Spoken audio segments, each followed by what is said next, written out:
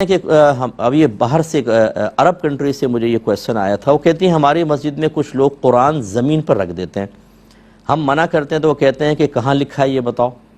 پھر وہ ایک مخصوص ملک کی مثال دیتے ہیں, میں چاہتا نہیں ہوں کہ میں اس کو مقدس جگہ کا ذکر کروں, لیکن آپ سمجھ جائیں گے.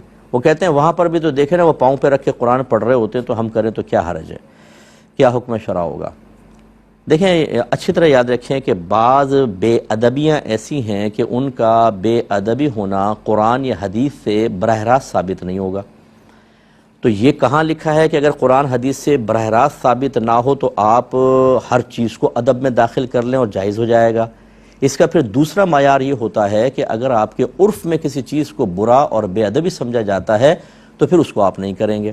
میں ایک مثال دیتا ہوں, نبی کریم صلی اللہ علیہ وسلم نے نالین پاک میں نماز پڑھی, صحابہ نے پڑھی ہے, بلکہ ایک روایت میں ہے کہ سرکار نے کسی وجہ سے حالت رکوع میں نالین اتار دی, صحابہ نے حالت نماز میں اتار دی. لیکن کیا آج آپ نالین پہن کر مسجد میں آ سکتے ہیں؟ اگر ہمارے یہ بھائی میرا یہ بات سن رہے ہیں تو جو یہ منع کر رہے ہیں کہاں لکھا ہے, انہیں کہیں چلو میں تو لکھا ہوا دکھا دیتا ہوں, تم اس کے خلاف کر کے بتاؤ. نالین لے کر آؤ مسجد کے اندر اور پہن کے کھڑے ہو کے نماز پڑھو. نہیں, جو یعنی سنت سے ثابت ہے ایک چیز, اگرچہ وہ کسی صحیح مصلحت کی بنا پر تھا کہ زمین بہت ہاٹ تھی اور وہ نیچے چادریں یا دریاں یا قالین پہلے نہیں ہوتے تھے, تو اس لیے نالین پہن کے نماز پڑھتے تھے کیونکہ مسلسل گرمی چڑھتی تھی, تو یہ ایک عذر تھا بڑا معقول. لیکن بہرحال ثابت تو ہے نبی کریم, کیوں نہیں کرتے پھر آپ؟ تو اب یہ کہنا کہاں لکھا ہے, چلو لکھا ہے تو وہ کر کے بتاؤ. تو اس لیے یاد رکھیں دوسرا ہوتا ہے عرف. اگر آپ کے عرف میں, اب جیسے ہمارے عرف میں مسجد میں جوتی لے کر آنا بہت بڑی بے ادبی سمجھا جاتا ہے, دکھائیے کہاں لکھا ہے کہ مسجد میں جوتی لانا منع ہے, دکھائیے قرآن یہ میں حدیث میں. بلکہ میں نے تو ابھی بتا دیا خود نبی کریم نالین پہن کے مسجد میں آتے تھے, صحابہ کرام بھی آتے تھے, اب کیا حکم شرع ہوگا.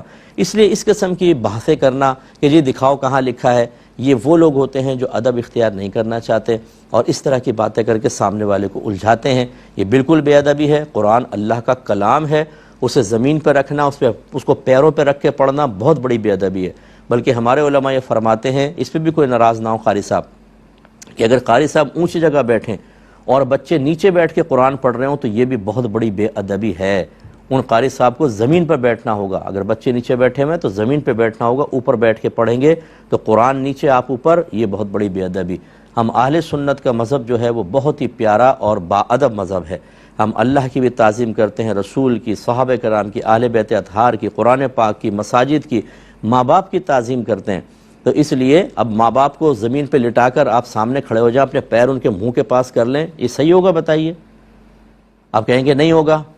اور کوئی کہے کہ اچھا کہاں لکھا ہے بتاؤ, میں تو اپنے ماں باپ کو زمین پہ لٹا کر ان کے منہ کے پاس اپنے پاؤں رکھوں گا, دکھائیے قرآن و حدیث میں کہاں ہے. تو یہ اس طرح کی بیکار بحثیں, ان سے بالکل بحث نہ کریں. آپ بالکل ادب و احترام کریں, یہ بے ادبی ہے. ہمارے عرف کے اندر قرآن پاک کا ادب اور احترام یہی ہے کہ اس کو تعظیم کے ساتھ استعمال کیا جائے.